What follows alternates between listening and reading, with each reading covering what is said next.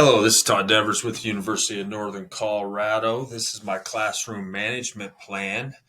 Uh, let's jump right into the content and the introduction to the content. What I hope to accomplish with the classroom management plan. We're going to go into that. Classroom rules, expectations, consequences, redirection, beginning of the school year, what that looks like, relationships, which is number one in my book, curriculum engagement, classroom setting. How do I envision that? Daily schedule, which I know can change. What does a classroom transition look like? Motivation, and finally my resources and a thank you. Basically, a conclusion at the end. Uh, what do we look to accomplish with this plan, or what do I do? You're going to find that I love quotes and I'm big on quotes. The difference between ordinary and extraordinary is that little extras by Jimmy Johnson, former Dallas Cowboys coach. I think we want to set the bar high and we want to accomplish a lot. Uh, First and foremost, I want to build strong relationships between students themselves. I want them to be there for each other, help each other out. I want to build strong relationship with my students. I want to know them. I think if I know my students, then I'm going to get more out of them and they're going to respect me and listen to me more. Uh, we hope to go into some restorative practices here.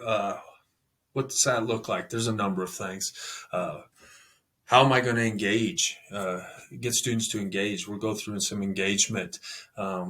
What do consequences look like? Classroom health. When I think about classroom health, I think about um, is my class learning? Are we frustrated? Are excited to come into class? And then student teacher mental health. If I know going back to relationships, if I know my students, I'm going to recognize when they're having a tough day, and I can help them. And finally, teacher health. I need to make sure I create a good, solid balance between the classroom and my personal life. Let's go jump right into classroom rules. Uh, Albert Einstein said the best: you have learned the rules of the game, and then you have to play better than anyone else. So, hey, you know the rules, follow them, do them. Rule number one: be on time. Be seated and have materials ready. I once heard it said, if you're early, you're on time. If you're on time, you're late. If you're late, don't bother showing up. Now, I don't really believe in that last part of it, but uh, you get the idea. Complete your work. Do it neatly. Too often have I seen booklets turned in, crumpled up, missing pages, and so forth. Do it accurately. Okay. Follow the steps, follow the directions. Do it to the best of your ability. Okay. You may not get everything right, but at least give 100% effort to it and try to complete that work on time. Now, we may have made some arrangements to where you had some stuff come up and you're going to turn in late. As long as we've had a conversation about it, we're good with that. Raise your hand, especially when I'm instructing at the front of the class. For questions and to participate. Now, I understand there's going to be times in certain class periods and lessons that, hey, it's going to look like a ping pong ball. We're going to bounce around. We're going to talk about various things and so forth. And I want that open discussion. I don't want to stop that by having someone raise their hand. Respect. We will go over what respect means. We will all be on the same page as far as respect. My idea of respect may be different than a student's idea of respect, or they may not even know what respect means. But mainly, I want them to respect others' belongings, space, and the school property. Too many times I've seen Chromebooks destroyed, or people touching other people, or just or taking someone else's backpack or so forth. Respect those things. Follow directions. Pay attention and listen. Don't just hear me, listen to me. There's a big difference there. And pay attention. There's going to be classes that there may be a student or a couple students that are disrupted. Do your best as a student to pay attention and let me deal with the disruptions, okay? And practice safety. This is super important in a science classroom. We're dealing with chemicals. We're dealing with sharp knives. We're dealing with volatile stuff that if we don't practice safety, someone could get hurt. What are my expectations? Well, when you stop expecting people to be perfect, you can't like them for who they are. I think these are my expectations now. Do I expect them to be performed every day? No, but I want you to work hard on it. Once again, be respectful. We know what that means. Uh, okay, we're going to go over it. Beginning of class. Always come prepared. Bring your Chromebook. Bring your materials. Now I understand you're going to leave something at home. You may have left something in your locker. We'll deal with that. Okay. Practice safety. Once again, especially important in labs. Once again, we're dealing with some things that can injure individuals. Going back to listening, listen to directions, listen to my directions, listen to your classmates, and so forth. Speak at an appropriate voice level. If we're talking a 0 to 3, 0 being, hey, we're not talking, we're doing a test, a quiz, that's a 0. If we're working in a group setting, keep it at a 1. There's going to be times when, hey, energy's high and the voice level is going to go up, and that's fine. But let's just speak at an appropriate one. Keep the classroom clean. Leave it the way you entered it. Okay. This goes back to safety. If it's clean, less chance of getting hurt. Also, this goes back to respect. Don't just tell me, "Hey, the janitor will take care of it." No, no, we're not gonna set that example. And then turn in your work. Once again, maybe we've made some adjustments and we've talked, and you're going to turn it in a little later. That's fine. Just turn it in. Some consequences. The choices we make can have lasting consequences. I think we often look at this in a negative way. I believe it can be looked in a positive way as well. This is what it looks like for me. We will definitely, consequences we will follow will be school policy when it comes to fighting, tardiness, wearing inappropriate clothing, bathroom breaks, hallway interactions, and food or drink. That can look different depending on the school. There will not be consequences, though, for having a bad day. Hey, we all have bad days. It happens. Just communicate with me. Talk to me. Don't take it out on your fellow students. I'd rather you take it out on me. I have better coping mechanisms than, say, a seventh grader. Thinking outside the box. I may have something listed as A, B, C, D, and if you find a better way to do it and you're learning from it, great. That shows me that you're learning and you're thinking. Okay. Helping others. I don't mind you helping others. I encourage helping others, but I don't want you to do others' work. There will be a consequence for that. Moving around the room. It's tough for students to sit in a chair for an hour plus. I don't mind if you go, to the back of the room, stretch out, move around, come back to your seat if that helps you re-engage. Once again, turning in work late, as long as it's been discussed, I'm fine with that. And sleeping in class, typically first period or a period following lunch, early in the year, it's warm, so forth, you're going to doze off. I'm just going to quietly wake you up. There won't be any consequences for that. Redirection. I can't change the direction of the wind, but I can adjust my sails to always reach my destination. My job as a teacher is just to adjust students' sails.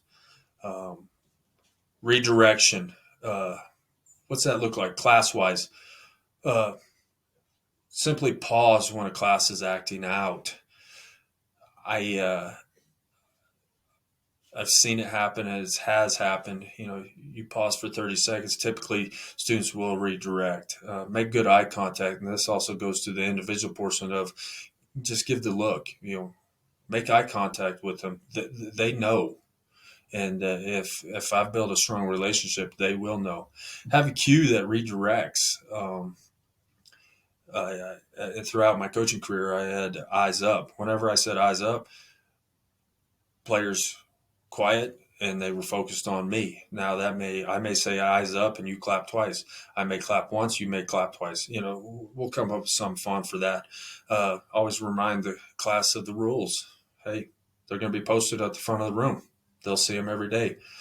Always thank students. I think I want to thank them for quieting down. I want to thank them for not being disruptive, but also want to walk by and say, hey, thank you for being quiet. And then give praise. Just talk to them. Say, for instance, thank you for doing your work. You're doing really good work. Keep up the good work and so forth. Individually, you kneel down next to a student. Um, Quietly talk with them. Or I may pull that student aside and talk to him at the back of the room. Uh, I had this happen last week in a class. I had a student, I could tell was a little off. I knelt down next to her. She didn't really want to talk. I said, hey, if I get a sticky note, will you write down what's bothering you? She did. We got to the root of the problem. She walked out of the classroom with a smile. So it doesn't always have to be a verbal communication. Once again, give them the look. I've always been able, maybe it's a gift. I don't know what it is. But, and then I'll ask them, how can I help you? Uh, you know, what can I do to help? Bring students together. If I've got some students that are being disruptive or we have a problem, hey, I want to bring them together and have them share their side of the story. What's the beginning of the school year look like? Well, the best time to plant a tree was 20 years ago. The second best time is now. Uh, I think for me, the first day is, I'm gonna let them know. I'm gonna be authentic with them. I'm gonna let them know who I am, what I like, what my hobbies are, and I'm gonna let them know that I will get to know each and every one of you. I've done this in a class before. I had a prepared sheet, or I guess you could call it an assignment, for students to write down and answer the same questions, along with questions such as, what do you know about science? What's your favorite movie and why? What do you want to be when you grow up? The big one I want to address is the science. If I'm getting some answers that, whew, I'm like, maybe I need to tone down my plan for the semester, or at least early on. Maybe I need to rewind a little bit. Or if I'm getting some excellent answers, maybe I need to challenge the students a little bit more. Relationships, number one in my book.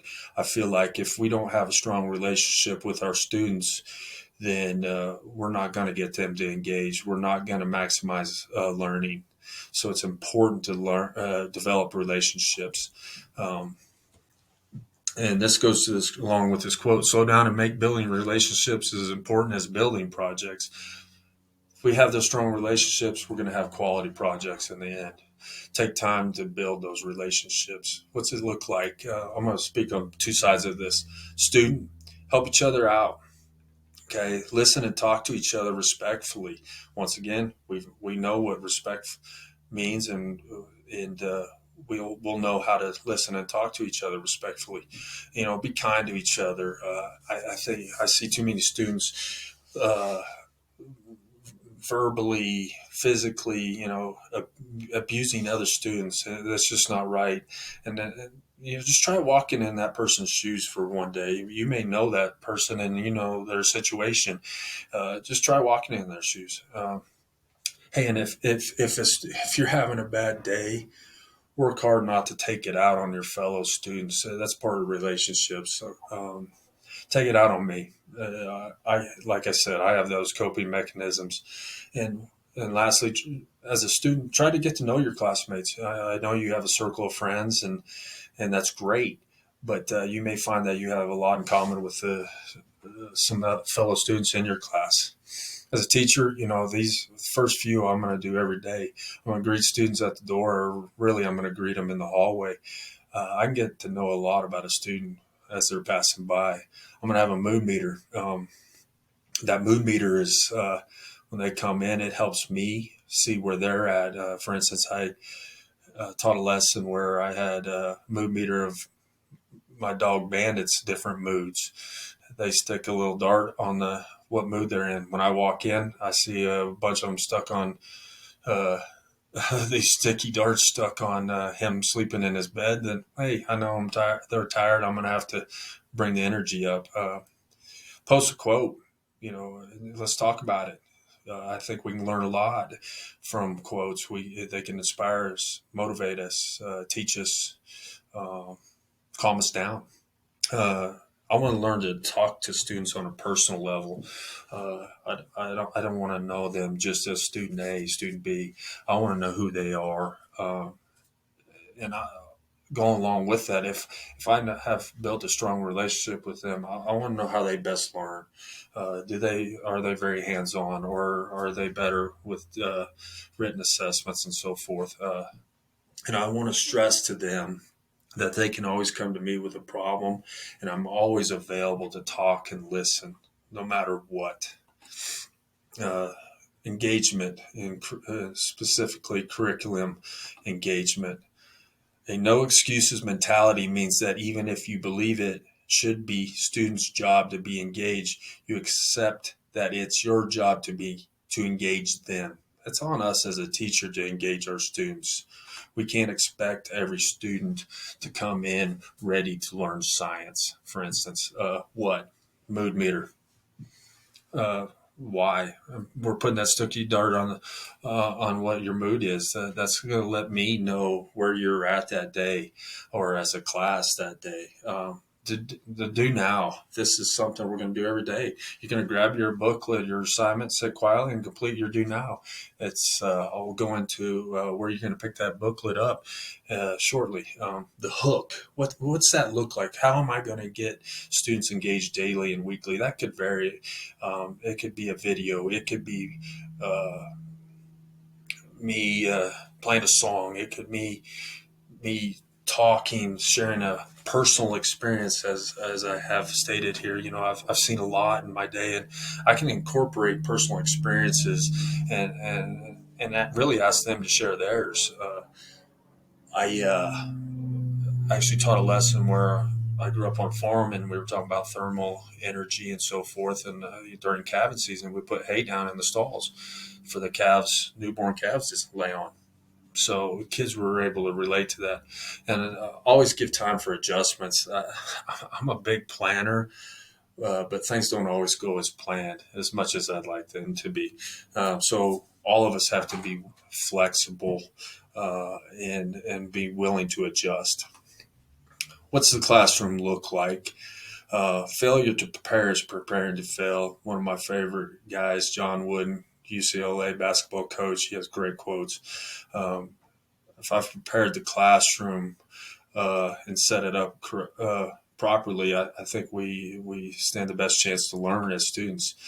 This is just an example of what I think a classroom will look like early on, and you'll see at the front the assignments. That's where they'll pick up their booklets or their assignments, that's where they'll turn them in. Obviously, we have supplies. Through my readings, this is the best way to set up a classroom. Now, this could adjust. Early on, students will be assigned desks and chairs to sit at. Obviously, this is a science classroom too. It has a lab table in the back. I was able to see a classroom where, through trust, those students were able to come in, sit wherever they wanted, and it seemed to work. Now, that privilege can be taken away if I find that students are being disruptive and not focused and engaged. So this is the beginning, though. Around the room, I hate clutter. I don't. So there won't be a great deal on the wall. There will be inspirational posters and quotes. Of course, you can see that. I will have science-related posters, and those will change from unit to unit. I would like to have an area where I can post student assignments to display, basically show off. And obviously the rules will be posted at the front of the room. So if I put the rules at the back of the room, they'll never see them. We have no excuses now if they're at the front of the room. This is a daily schedule. This daily schedule could vary from day to day. A plan is what? A schedule is when it takes both a plan and a schedule to get things done. So it's my job to plan and schedule our lessons. Okay, it's the student's job to follow that plan and schedule. This is what we're going to look like. Definite. We'll have a mood meter. You're going to put that sticky dart on what mood you're in. What are you feeling like that day? We're always going to have a do now. You're always going to grab that booklet, complete it quietly at your desk. We'll always have an instruction time or an instructional input on the lesson. For me, I want to make sure I always check for understanding and give students opportunity to ask questions and answer any of them they may have before we go into any group or individual work. Group work may be completing hands-on labs or simulation labs on their Chromebooks. I may allow them to get together and do the labs together and record what they have seen. Or they may do that individually with their Chromebook at their desk quietly. Or they may be working on their booklet. That's just going to vary from lesson to lesson. And finally, the closure. This will be different every day. Sometimes I may have an exit ticket. Sometimes I may have a thumbs up, thumbs down. Other times we may just revisit what we studied and learned. There's a good chance to ask questions, clarify some things, and so forth. Transition. Over time, as the daily routines become second nature, discipline morphs into habit. What's that look like? Okay, what? Pick up your booklet or assignment. Always at the front of the room, as you saw, in designated area. This creates routine. Turn in your booklet or assignment.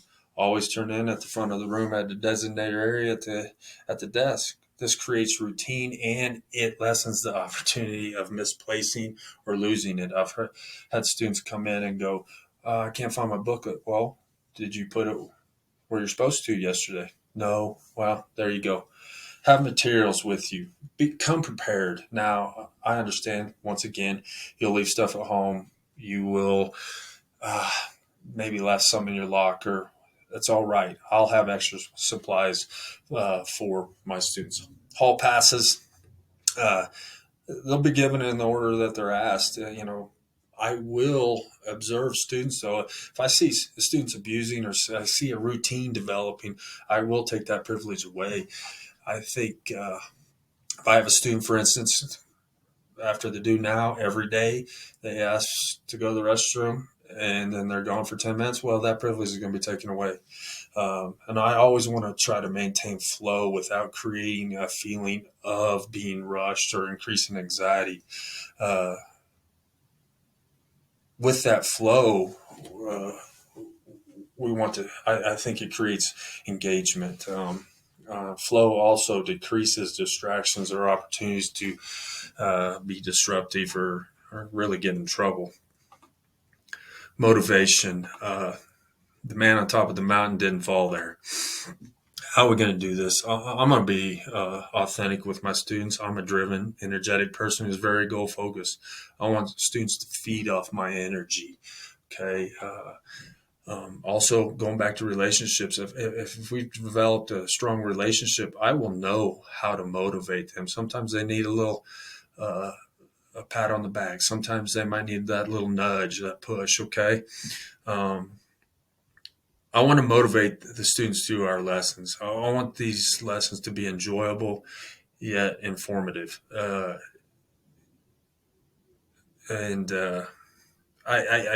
understand that not all of them will be enjoyable and not all of them will get everything out of them, or not every student's going to find each one enjoyable. But I hope they learn from them. I will keep expectations high while maintaining productive conversations.